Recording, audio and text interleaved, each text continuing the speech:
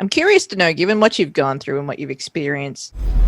You need to get the f*** out right now. I'm about to go. One day I woke up and realized I was homeless.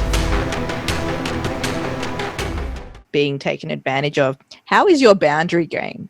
How do you say no to people? How do you draw boundaries around your time, your services, your generosity, your natural joy? Nathen, what are some of the hacks that you have? My boundary game is on fleek, Ginni. Like, I got a killer crossover. When I used to deal with situations like that, I was the epitome of a person who was, as they say, taking my kindness for weakness. Anytime that there are that are everything from a war to something that you hear on the news to people clashing, I really truly believe that there is no such thing as evil, which is hard for a lot of people to digest. Absolutely. Because there is some horrible, horrible stuff out there. And what I mean by that is, I guess a better way to say it is, there are things that are evil, but no one person is 100% evil. I believe that there are people who have, love, clarity, awareness, connection, and then there is, the situation of someone who is hurt, someone who has been through challenges, someone who hasn't had the correct guidance, who hasn't processed what they've been through. There's a documentary of the black gentleman who, de-hoods the KKK members. And he goes around and he just shoots the shit with, different people from the KKK. He's a black dude. He's like, hey, what's up? How's it going? Da-da-da. Super friendly, likable guy. And these people are like, wow, you're actually a really cool human being. And then they decide, you know what? I'm going to give up my membership to the KKK. You changed my mind. And I really believe that there are, people who are doing horrible things in the world, but really it's just because they, are hurt and they haven't had that guidance. And so, when it comes to my personal boundaries, I see it very clearly because I've had it happen to me so clearly, and because it happened to me so drastically that I studied it in deep detail and read books about it and just really got to understand it, because I couldn't imagine, as a child who grew up with a deeply loving family, how could someone do that to someone else? And so now that I have such a clear understanding of it, I say, oh, okay, well, chances are if someone's trying to take advantage of you, it's because they feel like they don't have control. It's because they don't feel like they have power. They feel worried, scared. They don't feel like they have what it is that they need in order to thrive, and you might have that thing. If you are a big personality, people probably are attracted to you. You're probably a magnet for all kinds of people. And if you're super, vibrant and vivacious and just all those things, and you're a magnet to people and you're super kind, you probably have people trying to take advantage of you.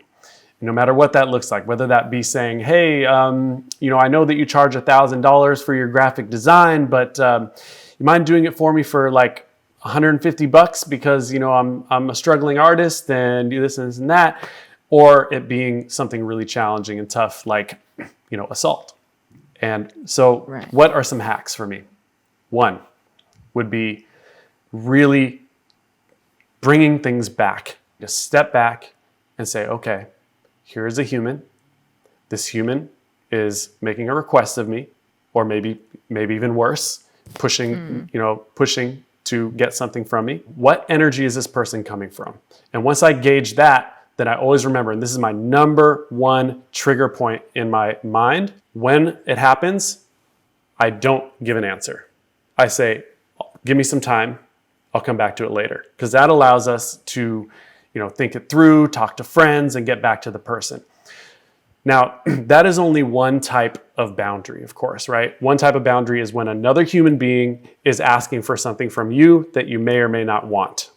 There are other kind of boundaries, right? There are boundaries with ourselves. Sometimes we're our biggest abusers. Mm-hmm. Sometimes the boundary might be related to, what we want when it comes to, say, our careers, like the 3-day-a-week club.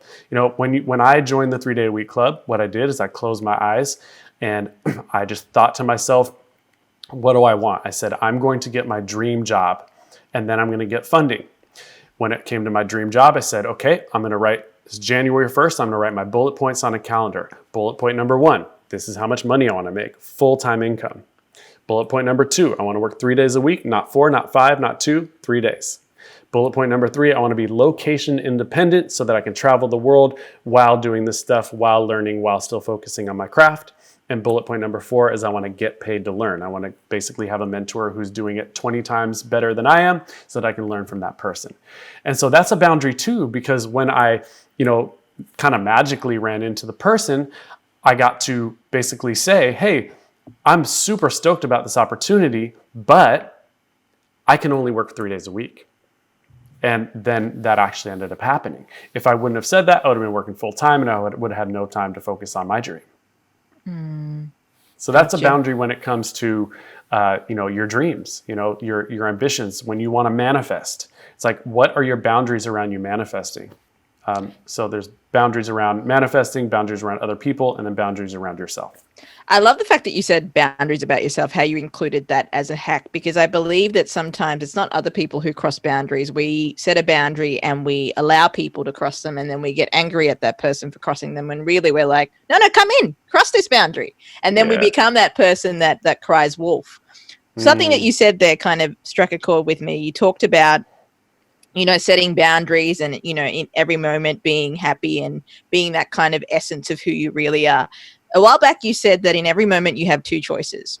One is to be in victim consciousness, where you fall into blame. You don't take responsibility. It's everything out here and external that is responsible for what is going on for you and within you. Then there's the other choice, is the empowered choice, is to take responsibility, take accountability, kind of see it for what the teaching moment is and to be present, and then to kind of empower yourself to move forward. Do you think when it comes to every moment, you were talking about, how over time there's every moment that you have, it's an opportunity to make those 2 choices. So everything that you form that is a stuck behavior or a blockage in your life, I think it's a series of moments put together where you've gone into victim consciousness and you've gone into the state of choosing not to. Because I wholeheartedly agree with you. I think there are 2 choices presented to us at any moment. Even when it comes to selecting presidential candidates, you have 2 choices. Don't like either, you need to pick one. It's kind of how it is. So it's really interesting that you said these kind of hacks. I find that really enlightening.